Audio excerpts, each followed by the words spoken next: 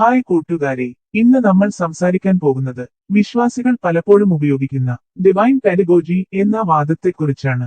ആദ്യം തന്നെ ഈ വാദം അക്കാദമിക് തലത്തിൽ എന്താണ് പറയുന്നത് എന്ന് ലളിതമായി മനസ്സിലാക്കണം. ഡിവൈൻ പെഡഗോജി എന്ന ആശയം പറയുന്നത് ഇതാണ്: ദൈവം മനുഷ്യരെ ഒരേ സമയം പൂർണ്ണമായ ധാർമ്മിക സത്യം പഠിപ്പിച്ചില്ല, മറിച്ച് ഒരു അധ്യാപകൻ കുട്ടികളെ പഠിപ്പിക്കുന്നതുപോലെ മനുഷ്യരുടെ ബോധനിലക്കും സാംസ്കാരിക സാഹചര്യങ്ങൾക്കും അനുസരിച്ച് പടിപടിയായി നിയമങ്ങളും ധാർമ്മിക ബോധവും നൽകിയെന്നാണ് ഈ വാദം.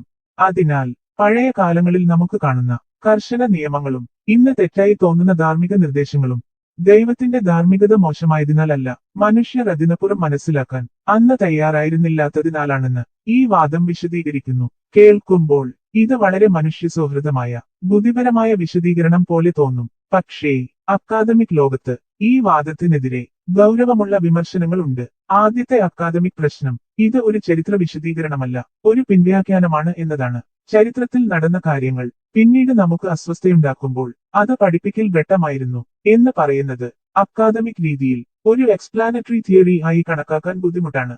കാരണം ഇത് മുൻകൂട്ടി പരിശോധിക്കാവുന്ന ഒരു സിദ്ധാന്തമല്ല. എന്ത് തെറ്റായി തോന്നിയാലും അത് പെഡഗോജിക്കൽ സ്റ്റേജ് ആയിരുന്നു എന്ന് പറഞ്ഞ് രക്ഷപ്പെടാൻ സാധിക്കും. രണ്ടാമത്തെ അക്കാദമിക് പ്രശ്നം ധാർമ്മിക ഗുരുതരത്വവുമായി ബന്ധപ്പെട്ടതാണ്.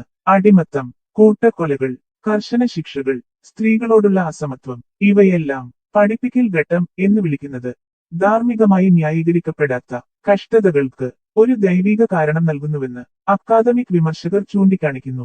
ഇത് ദൈവത്തിന്റെ നന്മയും നീതിയും സംരക്ഷിക്കാനുള്ള ശ്രമമായാലും ധാർമ്മികമായി ബാധിക്കപ്പെട്ട മനുഷ്യരുടെ അനുഭവങ്ങളെ അവഗണിക്കുന്നതായാണ് ഈ വിമർശനം കാണുന്നത്. മൂന്നാമത്തെ അക്കാദമിക് പ്രശ്നം ദൈവത്തിന്റെ സർവജ്ഞതയുമായി ബന്ധപ്പെട്ടതാണ്.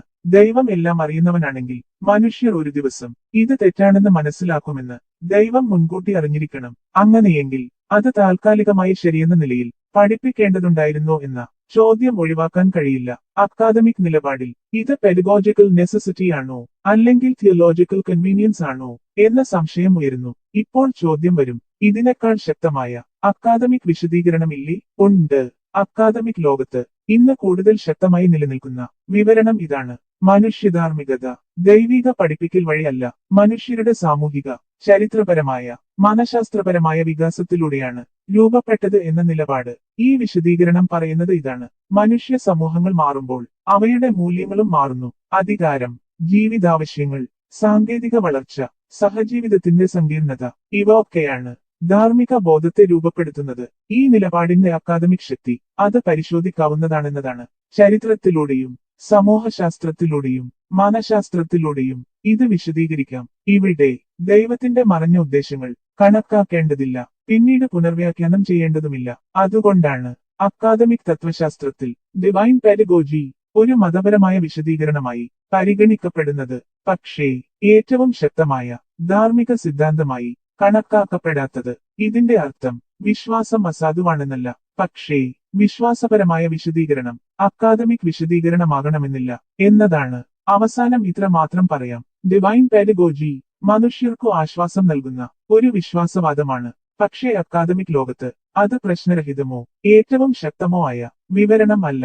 ധാർമ്മികതയെ മനസ്സിലാക്കാൻ മനുഷ്യരുടെ ചരിത്രവും സാമൂഹിക വളർച്ചയും ഗൗരവമായി പരിശോധിക്കുന്ന വിവരണങ്ങളാണ് ഇന്ന് കൂടുതൽ ശക്തമായി നിലനിൽക്കുന്നത്. ചിന്തകൾ തുടരാം, ചോദ്യങ്ങൾ ചോദിക്കാം. അങ്ങനെയാണ് അറിവ് മുന്നോട്ട് പോകുന്നത്. നന്ദി കൂട്ടുകാരെ, അടുത്ത വീഡിയോയിൽ വീണ്ടും കാണാം.